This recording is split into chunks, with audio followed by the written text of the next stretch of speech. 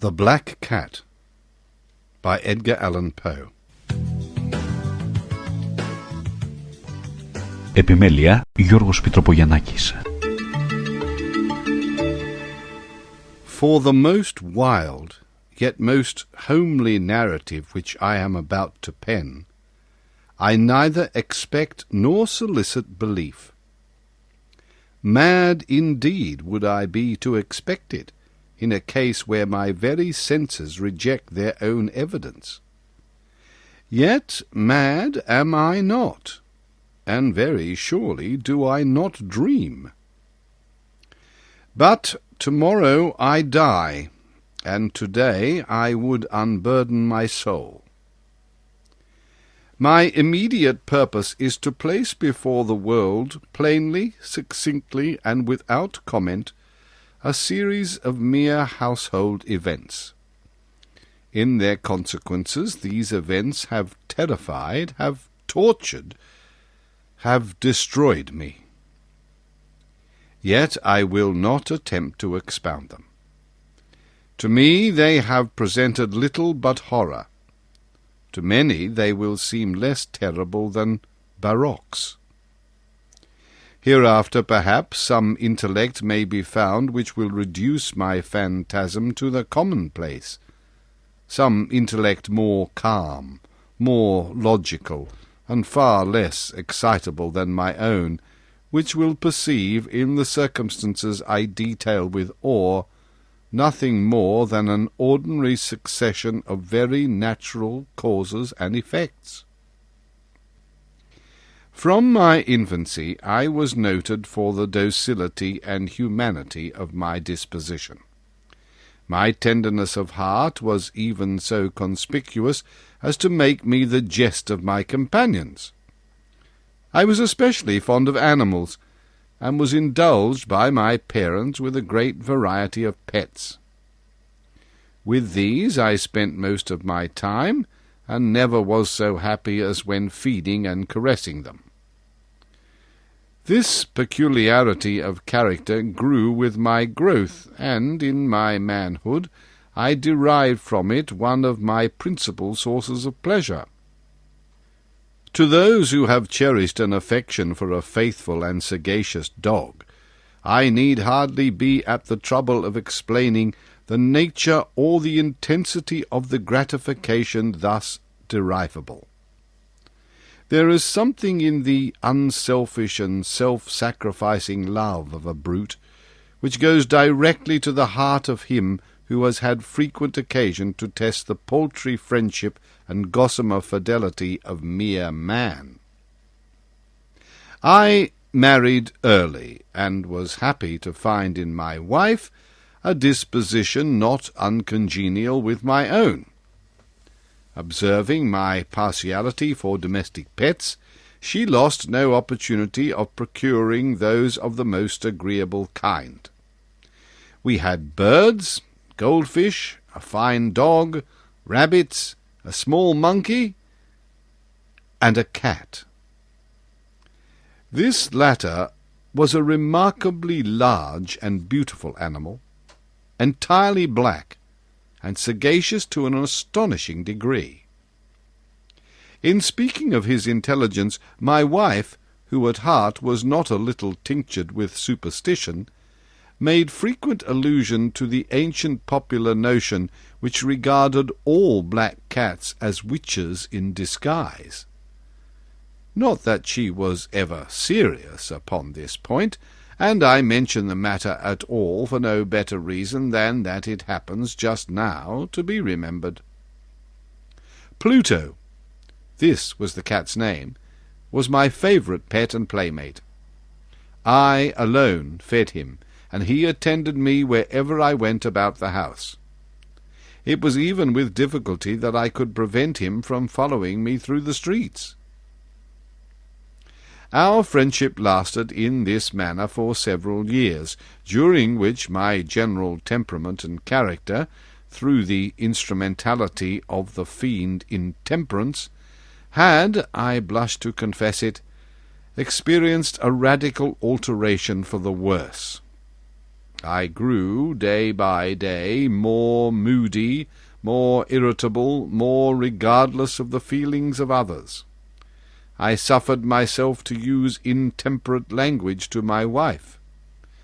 At length I even offered her personal violence. My pets, of course, were made to feel the change in my disposition. I not only neglected but ill-used them. For Pluto, however, I still retained sufficient regard to restrain me from maltreating him, as I made no scruple of maltreating the rabbits, the monkey, or even the dog, when by accident or through affection they came in my way.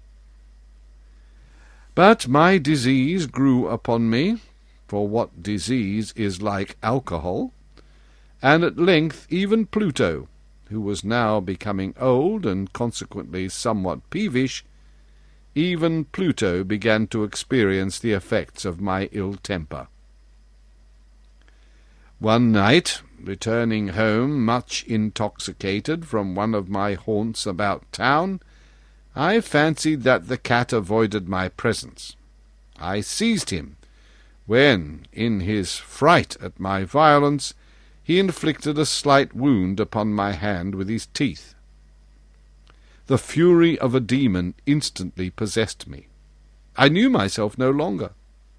My original soul seemed at once to take its flight from my body, and a more than fiendish malevolence, gin-nurtured, thrilled every fibre of my frame. I took from my waistcoat pocket a penknife, opened it, grasped the poor beast by the throat, and deliberately cut one of its eyes from the socket. I blush, I burn, I shudder while I pen the damnable atrocity. When reason returned with the morning, when I had slept off the fumes of the night's debauch, I experienced a sentiment half of horror, half of remorse for the crime of which I had been guilty. But it was, at best, a feeble and equivocal feeling, and the soul remained untouched. I again plunged into excess, and soon drowned in wine all memory of the deed. In the meantime, the cat slowly recovered. The socket of the lost eye presented, it is true, a frightful appearance, but he no longer appeared to suffer any pain. He went about the house as usual, but, as might be expected, fled in extreme terror at my approach. I had so much of my old heart left as to be at first grieved by this evident dislike on the part of a creature which had once so loved me. But this feeling soon gave place to irritation. And then came, as if to my final and irrevocable overthrow, the spirit of perverseness. Of this spirit philosophy takes no account. Yet I am not more sure that my soul lives than I am that perverseness is one of the primitive impulses of the human heart, one of the indivisible primary faculties or sentiments which gives direction to the character of man. Who has not, 100 times, found himself committing a vile or a silly action for no other reason than because he knows he should not? Have we not a perpetual inclination, in the teeth of our best judgment, to violate that which is law, merely because we understand it to be such? This spirit of perverseness, I say, came to my final overthrow. It was this unfathomable longing of the soul to vex itself, to offer violence to its own nature, to do wrong for the wrong's sake only, that urged me to continue and finally to consummate the injury I had inflicted upon the unoffending brute. One morning, in cold blood, I slipped a noose about its neck and hung it to the limb of a tree. hung it with the tears streaming from my eyes, and with the bitterest remorse at my heart, hung it because I knew that it had loved me, and because I felt it had given me no reason of offence, hung it because I knew that in so doing I was committing a sin, a deadly sin that would so jeopardize my immortal soul as to place it, if such a thing were possible, even beyond the reach of the infinite mercy of the most merciful and most terrible God. On the night of the day on which this cruel deed was done, I was aroused from sleep by the cry of fire. The curtains of my bed were in flames. The whole house was blazing. It was with great difficulty that my wife, a servant, and myself made our escape from the conflagration. The destruction was complete. My entire worldly wealth was swallowed up, and I resigned myself thenceforward to despair. I am above the weakness of seeking to establish a sequence of cause and effect between the disaster and the atrocity, but I am detailing a chain of facts, and wish not to leave even a possible link imperfect. On the day succeeding the fire, I visited the ruins. The walls, with one exception, had fallen in. This exception was found in a compartment wall, not very thick, which stood about the middle of the house, and against which had rested the head of my bed. The plastering had here, in great measure, resisted the action of the fire, a fact which I attributed to its having been recently spread. About this wall a dense crowd were collected, and many persons seemed to be examining a particular portion of it with a very minute and eager attention. The words strange, singular, and other similar expressions excited my curiosity.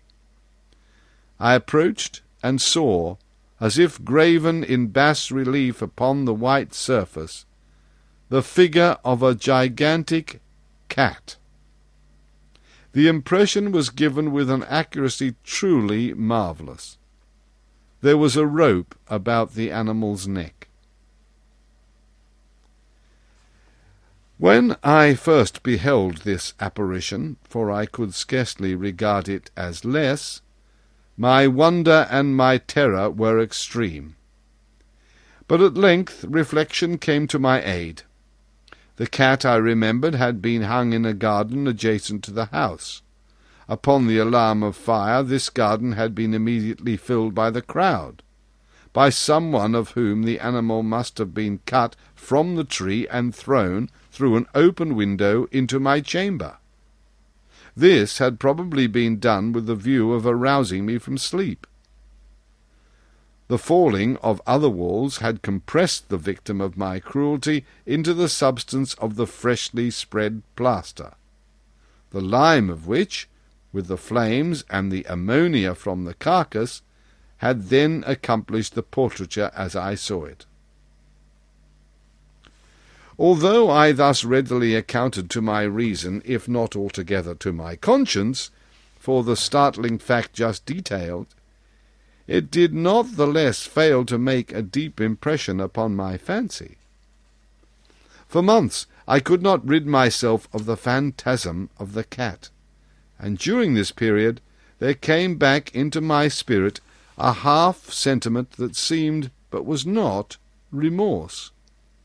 I went so far as to regret the loss of the animal, and to look about me, among the vile haunts which I now habitually frequented, for another pet of the same species, and of somewhat similar appearance. One night, as I sat, half stupefied, in a den of more than infamy, my attention was suddenly drawn to some black object, reposing upon the head of one of the immense hogsheads of gin or of rum which constituted the chief furniture of the apartment. I had been looking steadily at the top of its hogshead for some minutes, and what now caused me surprise was the fact that I had not sooner perceived the object thereupon. I approached it and touched it with my hand. It was a black cat, a very large one, fully as large as Pluto, and closely resembling him in every respect but one. Pluto had not a white hair upon any portion of his body, but this cat had a large, although indefinite, splotch of white covering nearly the whole region of the breast. Upon my touching him, he immediately arose, purred loudly, rubbed against my hand, and appeared delighted with my notice. This, then, was the very creature of which I was in search. I at once offered to purchase it of the landlord. But this person made no claim to it, knew nothing of it, had never seen it before. I continued my caresses, and when I prepared to go home, the animal evinced a disposition to accompany me. I permitted it to do so, occasionally stooping and patting it as I proceeded. When it reached the house, it domesticated itself at once, and became immediately a great favourite with my wife. For my own part, I soon found a dislike to it arising within me. This was just the reverse of what I had anticipated. But, I know not how or why it was, its evident fondness for myself rather disgusted and annoyed me. By slow degrees, these feelings of disgust and annoyance rose into the bitterness of hatred. I avoided the creature, a certain sense of shame and the remembrance of my former deed of cruelty preventing me from physically abusing it. I did not, for some weeks, strike or otherwise violently ill-use it. But gradually, very gradually, I came to look upon it with unutterable loathing, and to flee silently from its odious presence as from the breath of a pestilence. What added no doubt to my hatred of the beast was the discovery, on the morning after I brought it home, that, like Pluto, it also had been deprived of one of its eyes. The circumstance, however, only endeared it to my wife, who, as I have already said, possessed in a high degree that humanity of feeling which had once been my distinguishing trait, and the source of many of my simplest and purest pleasures. With my aversion to this cat, however, its partiality for myself seemed to increase. It followed my footsteps with a pertinacity which it would be difficult to make the reader comprehend. Wherever I sat, it would crouch beneath my chair, or spring upon my knees, covering me with its loathsome caresses. If I arose to walk, it would get down between my feet, and thus nearly throw me down, or, fastening its long and sharp claws in my dress, clamber in this manner to my breast. At such times, although I longed to destroy it with a blow, I was yet withheld from so doing, partly by a memory of my former crime, but chiefly, let me confess it at once, by absolute dread of the beast. This dread was not exactly a dread of physical evil, and yet I should be at a loss how otherwise to define it.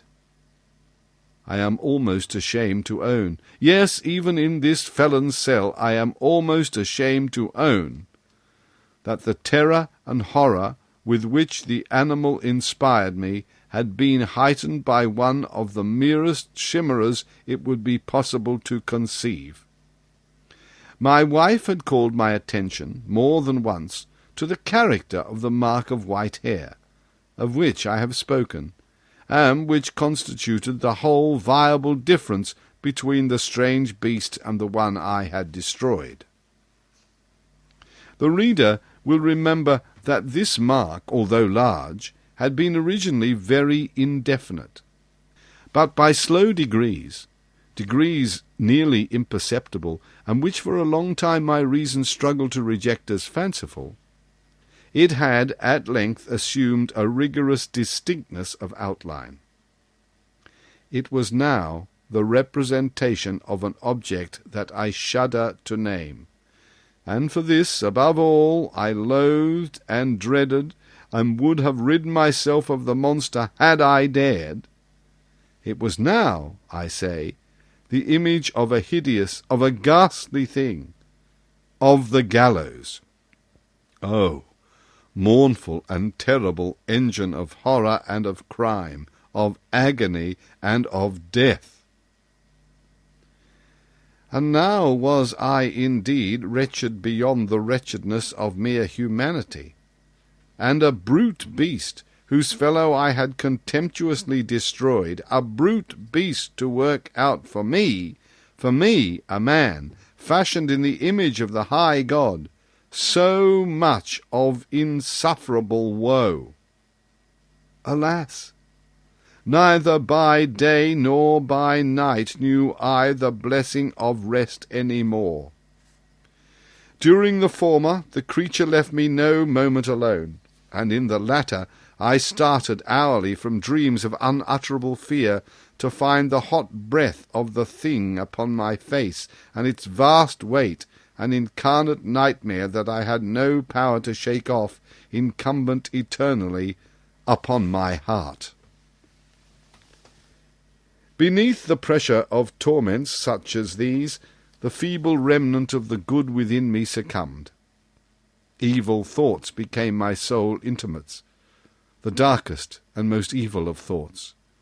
The moodiness of my usual temper increased to hatred of all things and of all mankind, while from the sudden, frequent, and ungovernable outbursts of a fury to which I now blindly abandoned myself, my uncomplaining wife, alas, was the most usual and the most patient of sufferers. One day she accompanied me, upon some household errand, into the cellar of the old building which our poverty compelled us to inhabit. The cat followed me down the steep stairs, and, nearly throwing me headlong, exasperated me to madness.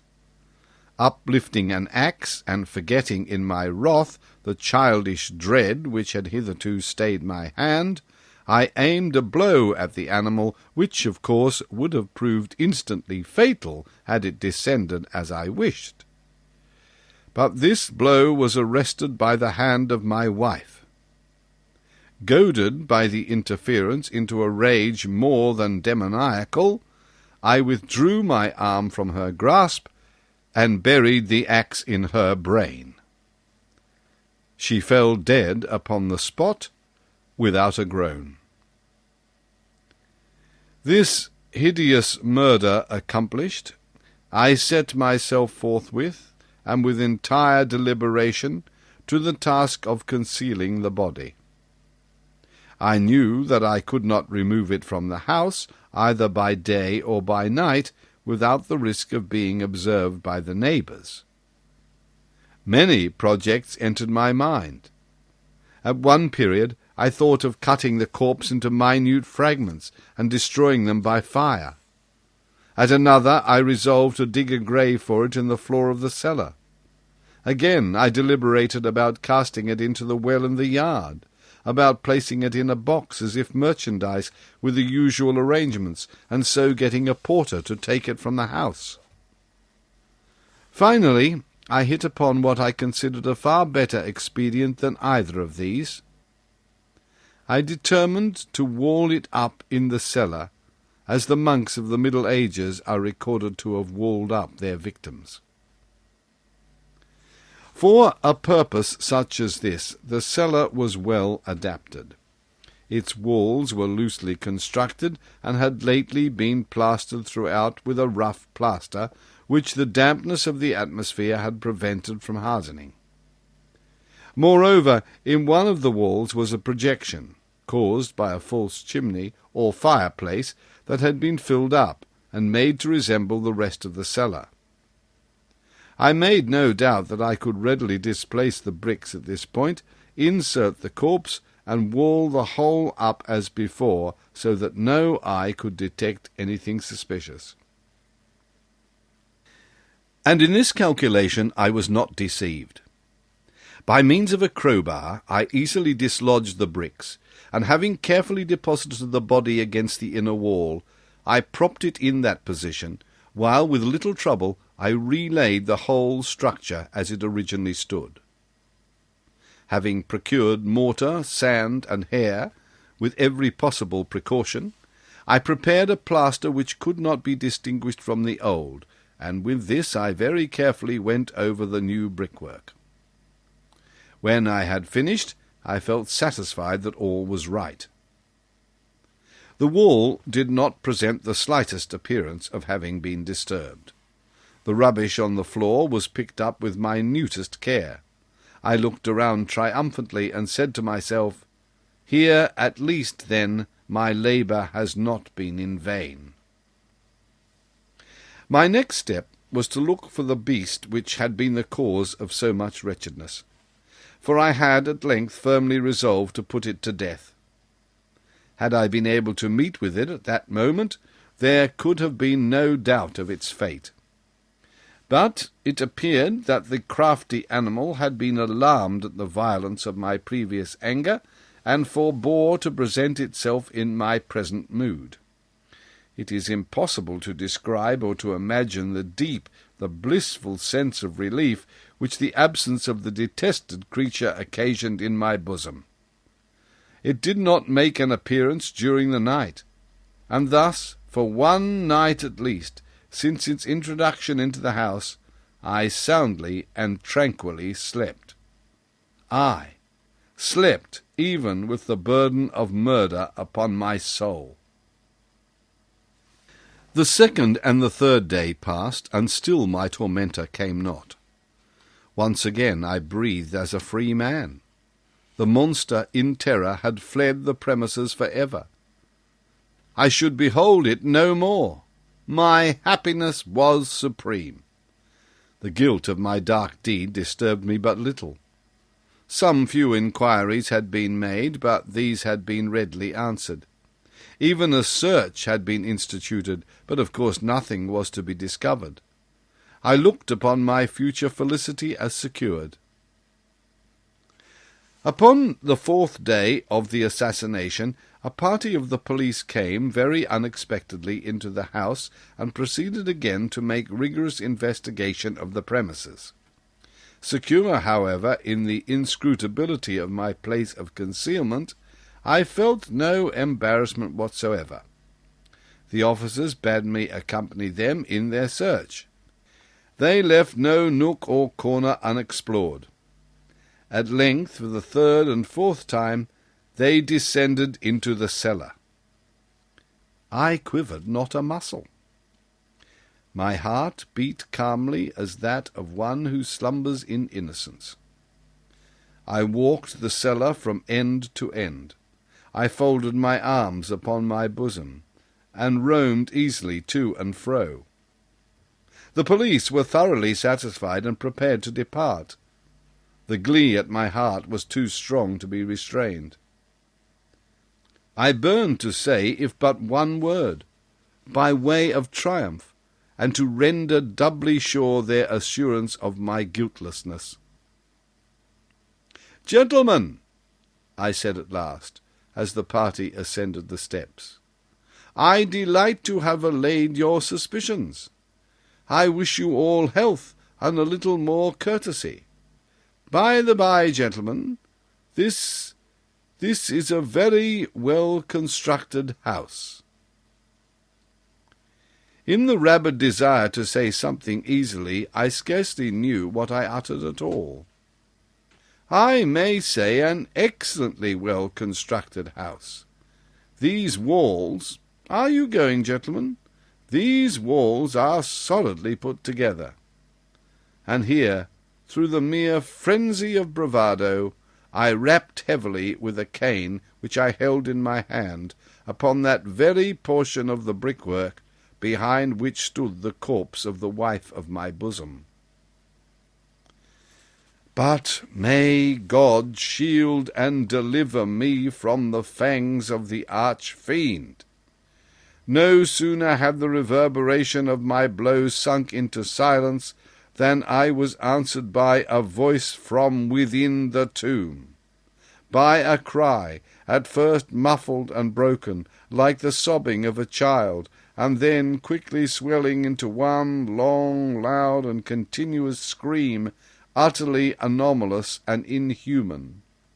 A howl, a wailing shriek, half of horror and half of triumph, such as might have arisen only out of hell, conjointly from the throats of the damned in their agony, and of the demons that exult in the damnation. Of my own thoughts it is folly to speak. Swooning, I staggered to the opposite wall.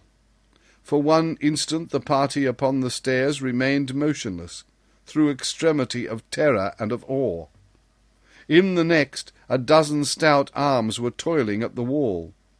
It fell bodily. The corpse, already greatly decayed and clotted with gore, stood erect before the eyes of the spectators. Upon its head, with red extended mouth and solitary eye of fire, sat the hideous beast whose craft had seduced me into murder, and whose informing voice had consigned me to the hangman. I had walled the monster up within the tomb. The Black Cat by Edgar Allan Poe. Επιμέλεια Γιώργος Πιτροπογιαννάκης.